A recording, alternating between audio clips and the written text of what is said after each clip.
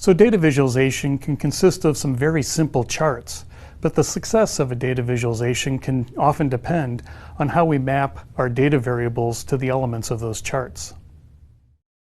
So we can start with a bar chart. And the bar chart has two axes typically. You've got a horizontal axis and a vertical axis, and you're usually measuring discrete values here and some either discrete or continuous value vertically. And this benefits from the fact that you're mapping a variable, a data variable, to both position, the actual height of these bars, as well as to a length, the size of the bar. And so you do a really good job of not only seeing that, for example, the orange bar is larger than the blue bar, but how much larger the orange bar is to the blue bar. Because position and length are both at the top of perceptual effectiveness for displaying quantitative values. And so usually vertically we have some quantitative dependent variable, and then horizontally these can be categories. So we have some nominal variable, or at least some discrete variable here, indicating the individual bars that we're plotting. And this is an independent variable, a dimension. And then this is some kind of measure over that dimension. It's a dependent variable depending on the value of this independent variable. Similarly, you have a line chart. A line chart has data points that are connected by a line. And so this is very similar to a bar chart. These data points are at the same altitude as the tops of the bars.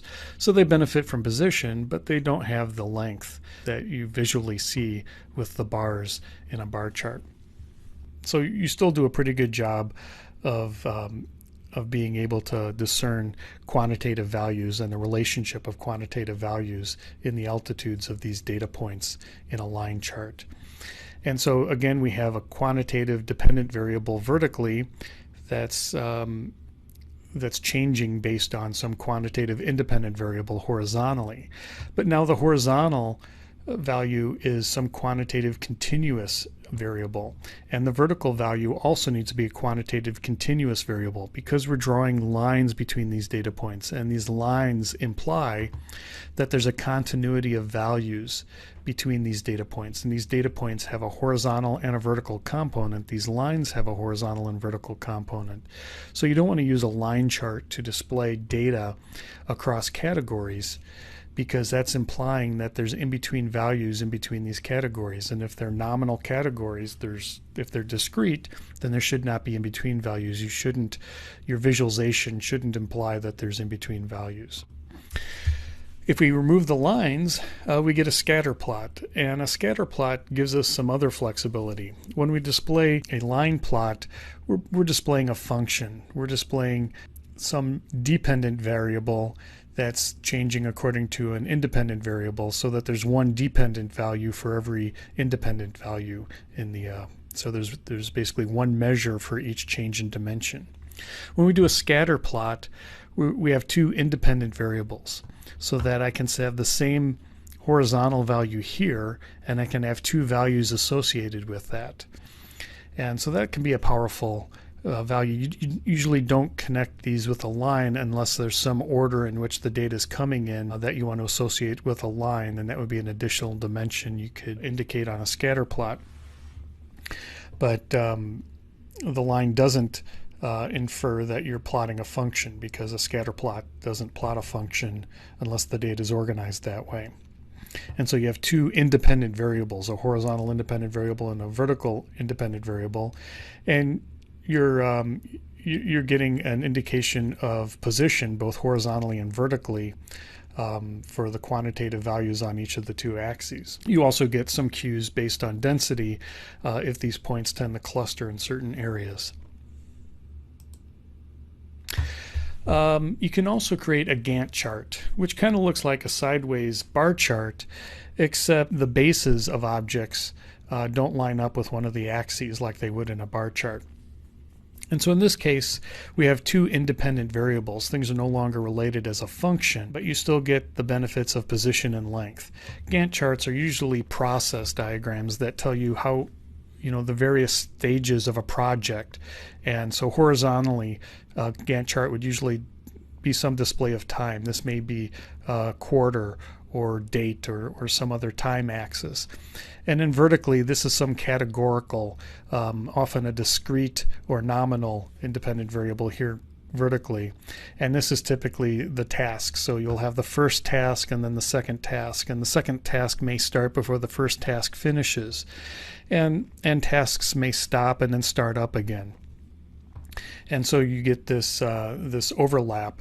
Again, it benefits from both position and length, but it operates from two independent variables. Again, one could be quantitative and one could be nominal, similarly to a bar chart, but one in a bar chart you have one dependent variable plotted over an independent variable. In a Gantt chart you have two independent variables. And finally you have a table. In this case, you have two nominal variables, two categories, for example. They're independent variables. One doesn't depend on the other necessarily. And you're just looking at two separate dimensions and then plotting some value that would be the entry in each of these table entries. So it really benefits from position only, and again, that position is discrete or nominal. It's not a continuous position. It's as it would be in a scatter plot, it's in discrete quantized regions. You might also notice if you look at this long enough, you can see some flashing happening at the intersections, and it's again important to recall your perceptual psychology to know when you're laying these things out, to pay attention to contrast to make sure that you don't get some unwanted perceptual features. So here's a table that visualizes sort of the decision you need to make of what chart to use in various situations depending on the data that you want to display. Very often you have at least one independent variable, and then you may have a dependent variable on it, or you may have an independent variable. And your independent variable might be discrete or nominal, some category, or it might be some quantity that varies continuously. And your dependent value can similarly be continuous or discrete, or an independent variable could be a category, or it could be a continuously changing value, independent of your horizontal axis. And so depending on each of these configurations, you can look up in this table what you want to use. If you have an independent variable and a dependent variable, then most often you want to use a bar chart. You can use a line chart, but only when you have a continuous dependent variable and a continuous independent variable, because the lines indicate that there are in-between values both horizontally and vertically. You want to use a Gantt chart if you have a independent variable that's continuous and a categorical axis vertically, or a categorical axis horizontally and a continuous value vertically. Either one of those will form a Gantt chart. If you have two categorical axes, you want to make a table. And if you have two continuous axes that are both independent, you want to make a scatter plot. So we use the kind of data that we're trying to visualize: nominal, ordered, quantitative, whether it's continuous, whether it's discrete, whether variables are dependent or independent, to not only figure out how they map to chart elements, but more importantly, to decide which chart best displays them.